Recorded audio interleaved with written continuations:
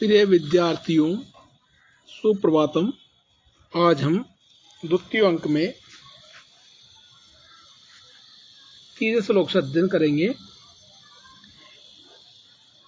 राजा कहता है, आत्मगतम अयमेव आह ममापि कण्वसुताम अनुस्मृत्य मृग्यां प्रति निरुत्सुकम चेत तथा ही।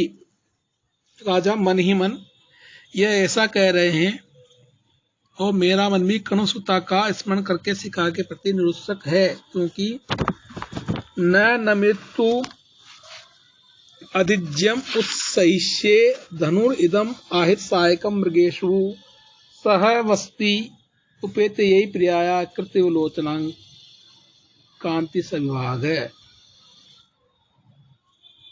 अन्वय अधिज्यम अहित सायकम इदम धनु मृगेषु नमितुम न सहिष्ये यही प्रिया स वसितम उपेते लोचन कांति संविभागम कृत इव। इस डोरी हुए बाण रखे हुए धनुष को मैं हिरणों पर चला नहीं सकूंगा, क्योंकि उन्होंने प्रिय शकुंतला का सहवास प्राप्त करके मानो नेत्र सौंदर्य का कुछ भाग उस प्रिय शकुंतला से ले लिया है। विदूषक राज्ञो मुखम अवलोक्य अत्र भवान किमपि हृदय कृत्वा मंत्रयति अरण्ये खलु मया रुदितम। विदूषक, राजा के मुख की ओर देखकर आप मन ही मन न जाने क्या सोच रहे हैं। मैंने जो कहा वो मानो अरण्य रोदन है। राजा सस्मितम अनतिक्रमणीयम सूर्य वाक्यम इति स्थितो अस्मि। राजा मुस्कुराकर, मित्र की बात टाली नहीं जाती, इसलिए मैं आखिर में निरुत्सुक हो रुक गया हूँ। विदूषक है, स पर तेन ही तुम चिरंजीवी। विदूषक संतोषाद, तो आप दीर्घायु होवें यह कहकर उठना चाहता है। तिष्ठु श्रु में सा अवशेषम बचे। राजा, ठहरो, मेरी पूरी बात तो सुन लो। आज्ञा पयतु भवान, आप आज्ञा दें। राजा, विश्रमांतेन भवतां मम अन्यस्मिन् नायासेन कर्मणि सहायेन भवितव्यम्। राजा, विश्राम कर लेने के बाद आपको मेरे एक अन्य आयास रहित कार्य में सहायक होना होगा। विदूषक, कि मोदक खादिकायाम, क्या लड्डू खाने काम में? यद वक्ष्यामि, जो मैं कहूंगा। गृक्षण, मेरे पास समय है। राजा, क कोत्र बहु, अरे कौन है या कौन है? दो वारिक है। प्रविश्य आज्ञा पयतु भर्ता, आज्ञा करे स्वामी। राजा, रेवतक सेनापति तावत आहुताम, रेवतक सेनापति को बुलाओ। दो वारिक तथा, जो आज्ञा। इति निष्क्रम्य सेनापतिना स प्रविश्य, बाहर निकलकर सेनापति के साथ प्रवेश करके, एतु एतु आर्य, आइए आइए आर्य। यद आलाप दत्त कर्ण भर्ता इव तिष्ठति उपसर्वतु एनम आर्य। यहीं पर बातचीत में मशगूल स्वामी यहीं पर हैं, आप इनके पास चलें।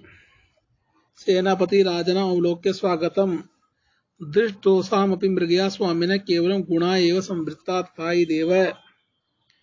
राजा को देखकर मन मन, यद्यपि मृगया में शास्त्रों में मनुष्य जनों द्वारा अनेक दोष परिलक्षित हैं, किंतु महाराज के लिए ये केवल गुण ही बन गए, क्योंकि महाराज अनावर्त धनुर्जया स्फालन कूर वर्षर्मा रवि किरण सहिष्णु श्वेत लेशय अभिन्न अपचितमपि गात्र व्याय तावत् अलक्ष्यम गिरिचरे नाग प्राण सारम विवर्ती। अन्वय है, गिरिचर नाग इव देव अनवरत धनुर्जय स्फालन कुरुवसर्मा रवि किरण सहिष्णु स्वेद लेशय भिन्न अपचितमपि व्याय त्वात् अलक्ष्यम प्राण सारम गात्रम विवर्ती। सदैव धनुष की प्रत्यंचा खींचने से महाराज का शरीर कठोर हो गया है।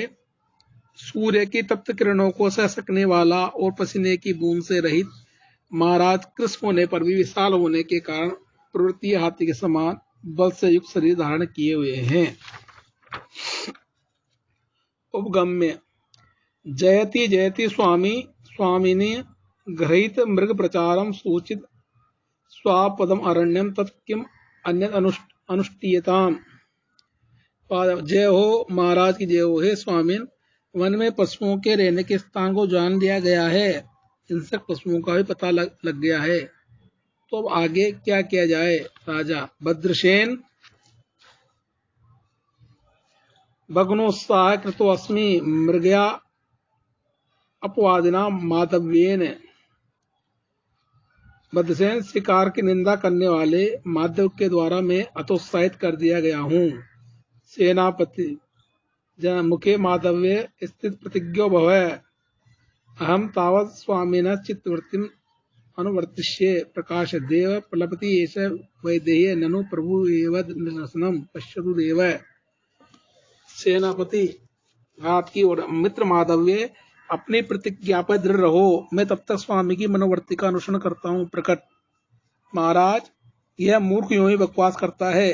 गुणकारी मृगया के विषय में प्रभु ही दृष्टांत, क्योंकि देखे महाराज, मृदच्छेद कृशोदरम लघु भवत्युत्साप योग्यम वपु सत्त्वानामपि लक्ष्यते विकृतिम उच्चित तम भय क्रोधयो उत्कर्ष धन्विनाम यदि स्व सिद्ध्यन्ति लक्ष्ये चले मिथ्या व्यसनम वदन्ति मृगया इद्रि विनोदः कुतः। अन्वय वपु मधु मेदच्छेद किशोदरम लघु उत्थान योग्यम भवति सत्त्वानां भय क्रोध विकृतिम मत चित्तमपि लक्ष्यते स च धन्विनाम उत्कर्ष यत् चले लक्ष्ये ईश्वर सिद्ध्यन्ति मृगया मिथ्या इव व्यसनम वदन्ति इद्रि विनोदः कुतः। आखेट के परिश्रम से चर्बी कम हो जाने से शरीर पतले उदर वाला हल्का चुस्त तथा उत्साह से योग्य हो जाता है। जंतु के भय एवं क्रोध के समय उनमें विकार युक्त चित्त का भी ज्ञान हो जाता है। और धनुर्धारियों के लिए यह विशेषता की बात होती है कि चलायमान लक्ष्य पर भी उनके बाण सफल हो जाते हैं। अतः मनुष्य लोग मृगया को मिथ्याई व्यसन कहा करते हैं। मृगया के सिवा भला इस तरह का मनोविनोद कहाँ मिल सकता है। विदुषक सर्वसम अपेहि रे उत्साह हेतुक अत्र भवान प्रकृति मापन्न तुम तावत् दास्या पुत्र अट्वित अट्विम माहि माहिंड मान यावत् श्रृगाल मृग लोलु पश्य कश्या जिन दक्ष मुखे निपतितो भव। विदुषक क्रोध, अरे उत्साह बढ़ाने वाले अपेहि दूर अत्र भवान, महाराज प्रकृतिस्थ हो गए हैं। तू दासी पुत्र एक वन से दूसरे वन में घूमते सियार या मृग के लोभी किसी बूढ़े रीछ के मुंह में जा पड़े। से राजा सेनापति आसम सन्निकृ से स्थितो अस्मि इति वचनम ते नाभि न अभिनंदामि अद्य तावत्।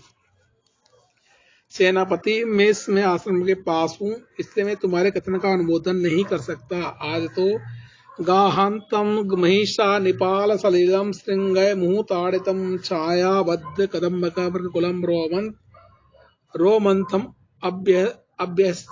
अभ्यस्यतु विस्रब्धे कृताम वरापतिम भी मुस्ताक्षति पल्वले विश्राम लभताम इदंश असतिल जया बंधनम अस्मद्धनु। अन्वय महिषा श्रृंगय मुहु ताड़ित निपान सलीलम गाहंताम छाया बद्ध कदम्बकम मृगकुलम रोमंतम अभ्यक्षतु वराहपतिभि विश्रब्धे पल्वले मुस्ताक्षति क्रियताम इदम अस्मद्धनु च सतिल जया बंधनम विश्राम लभताम। भैंसे सिंगों के बार बार इलोरे गए जलाशय के जल में स्नान करें। मृगगण किसी वृक्ष की छाया में इकट्ठे होकर जुगाली करें। बड़े बड़े सूअरों का झुंड निडर होकर छोटे छोटे तालाबों में नगर मोथों को खोदे और यह ढीली डोरी वाला हमारा धनुष भी विश्राम करे। सेनापति, यथा प्रविष्णे रोचते, जैसी महाराज की आज्ञा। राजा तेन ही निवृत्ते पुरोगतानां धनुग्राहिण एदा च मे सैनिका तपोवनम नाभि न अविरुदन्ति दूरा पर्यन्ति च तथा निषेधव्या अपश्य। तो फिर आगे गए धुरंधरों को वापस बुला लो, जैसे मेरे सैनिक स्तपों को घेरे नहीं, वो दूर ही रहें, इसकी निषेधाज्ञा दे देनी चाहिए। देखो, समय प्रदानेषु तपोवनेषु गूढ़म ही दाहात्मकमस्ति तेज, इस प्रसान कालाभि सूर्य कांता ते ही अन्य तेजो अभिवादहन्ति।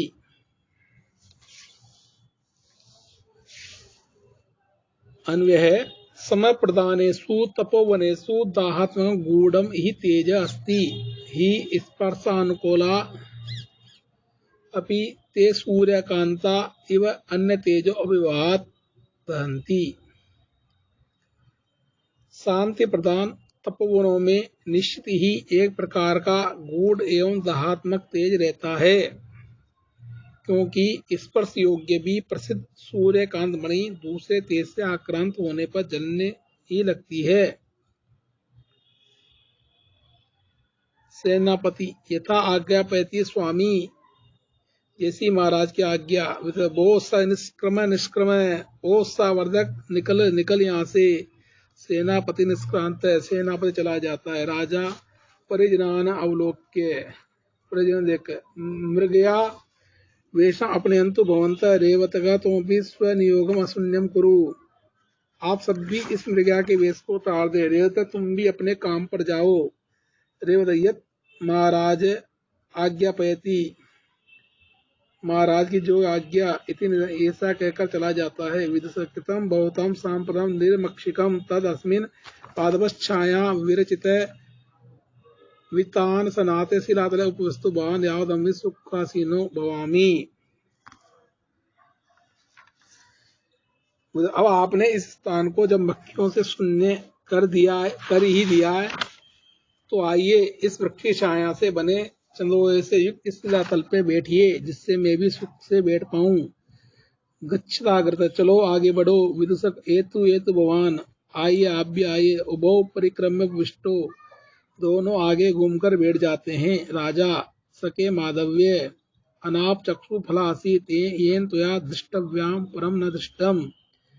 तुमने इन आंखों से कोई लाभ नहीं उठाया, क्योंकि तुमने देखने योग्य वस्तुओं में उत्तम वस्तु नहीं देखी।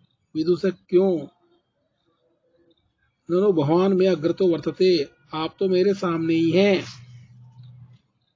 राजा, सर्वै खलु कांतमात्मानं पश्यति अहम तु ताम एव आश्रम ललाम भूताम सकुन अधिकृत्य ब्रवीमि। राजा, सब लोग अपने को ही सुंदर समझते हैं, परंतु मैं तो इस आश्रम की अलंकार स्वरूपा उस शकुंतला को लक्ष्य करके ऐसा कह रहा हूँ। विदुषक, भवतु नाश्य प्रश्रम वर्धिष्यामि प्रकाशम भो, यदि सा तपस्वी कन्या अनभ्यर्थिनिया तत्किम तया दृष्टया। मनि मन, मैं इस प्रणय अतिशय को बढ़ावा नहीं दूंगा। प्रकट, क्यों जी? यदि तपस्या कन्या मांगी नहीं जा सकती तो उसके देखने से क्या लाभ? धिंग मूर्ख, हट मूर्ख, निवारितम निमेषाभिनेत्र पंक्ति भी उन्मुख, नवाम इंदु कलाम लोककेन भावेन पश्यति। अन्वय है, उन्मुख लोक निवारितम निमेषाभिनेत्र पंक्ति भी नवाम इंदु कलाम केन भावेन पश्यति। लोग ऊपर की ओर मुख उठाकर अपलक नेत्रों से नवीन चंद्रकला को किस भाव से देखते हैं। न च परिहार्ये वस्तुनि दुष्यन मन प्रवर्तते, और फिर त्याज्य वस्तु की ओर दुष्यन का मन नहीं प्रवृत्त होता। तो कहो, राजा, ललिताप्सरो भवम किलम मुने अपेत्यम तद उच्चिता अधिगतम कर्कशोपलिशिथिलम च्युतम इव नव मालिका कुष्मम।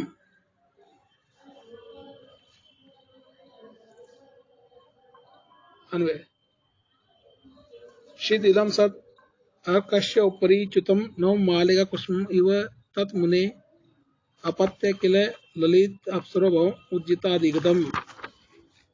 वह ऋषि की संतान अवश्य है, किंतु एक सुंदरी अप्सरा के गर्भ से उत्पन्न है, तथा माँ के द्वारा छोड़ दी जाने पर मुनि को वैसे ही प्राप्त हुई है जैसे नव मालिका का कुसुम गुच्छे से टूटकर मदार के वृक्ष पर जा गिरे। विदुषक व्यस्य भो यदा पिंडी खजूरै उद्वेजितस्य तन्त्रिण्यां श्रद्धा भवति तथा अंतःपुर स्त्रीरत्न परिभोगिना भवति यम प्रार्थना। विदुषक जैसे कोई अत्यंत मीठे खजूर के फल से उगकर इमली का फल खाने की इच्छा करे, इसी प्रकार उत्तम अंतःपुर के उत्तम रमणियों का उपभोग करने वाली आपकी ये प्रार्थना है। एनाम न जानासी येन एवं अवादी, मित्र तुम उसे नहीं जानते हो इसलिए ऐसा कहते हो। विदुषक तथा खलो रमणीयम नाम यत् भवतोऽपि विस्मितम उत्पादयति, अवश्य ही वह सुंदरी होगी जो आपको भी आश्चर्यान्वित कर रही है। राजा मित्र और अधिक क्या कहूँ। चित्ते निवेश्य प्रकले सर्व योगान रूपोच्चयन विधिना सांगी स्थिरतन सृष्टि अप्राप्रतिभाति सामे धातु विभुत्व अनुचिन्त्य वपुष्य तस्या।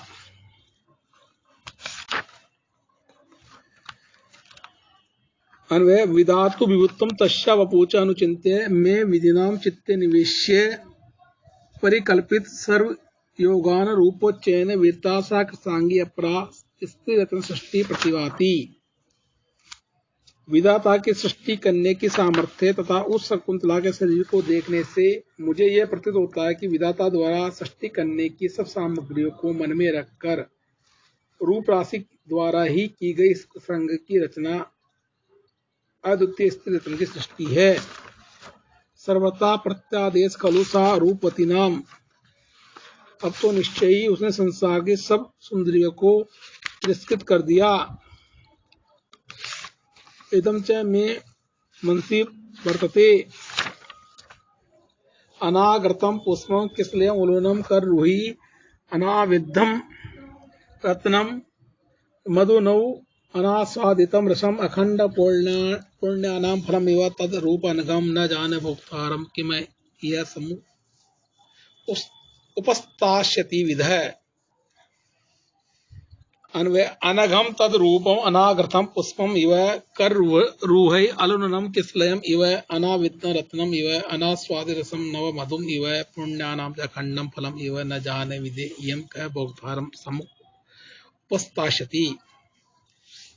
बिना सूंघे हुए फूल की तरह नखों से न मसले हुए नवीन किसले के समान, न बींदे गए रत्न के तुल्य, न चखे हुए नवीन मधु के रस के समान एवं पुण्यों के अखंड फल की तरह उस शकुंतला का अनवद्य सौंदर्य है।